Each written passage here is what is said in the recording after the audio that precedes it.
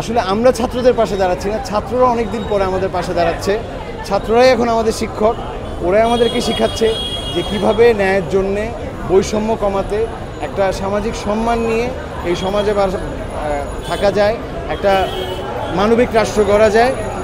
সেই কারণে আসলে আমরা শুরু থেকেই ছাত্রদের পাশে আছি এবং প্রতিবাদ করে যাচ্ছি। আজকে আসলে আমাদের ছোট ভাইরা, আমাদের ছাত্ররা, এরা কেউ ভালো নাই। কারণ ছাত্রদের থাকার কথা আজকে ক্যাম্পাসে, ছাত্ররা আজকে আন্দোলন করতেছে এবং তারা দীর্ঘদিন ধরে আন্দোলন করছে 9 দফার জন্য, এবং তাদের যে 9 দফা সেটা পূরণ হলে তারা বলেছে তারা আবার ফিরে যাবে। এই যে কোমলমতি ছাত্ররা যারা অধিকারের জন্য লড়াই করছে, আমার মনে হয়েছে যে আসলে, যেটা আমি তখনও বলেছি, আসলে আমরা ছাত্রদের পাশে দাঁড়াচ্ছি না, ছাত্ররা অনেক দিন পরে আমাদের পাশে দাঁড়াচ্ছে।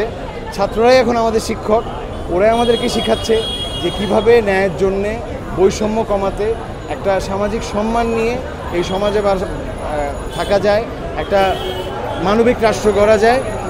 সেই কারণে আসলে আমরা শুরু থেকেই ছাত্রদের পাশে আছি এবং প্রতিবাদ করে যাচ্ছি। যারা নিহত হয়েছে তাদের জন্য হচ্ছে কি আমার একটা বড় করে স্যালুট।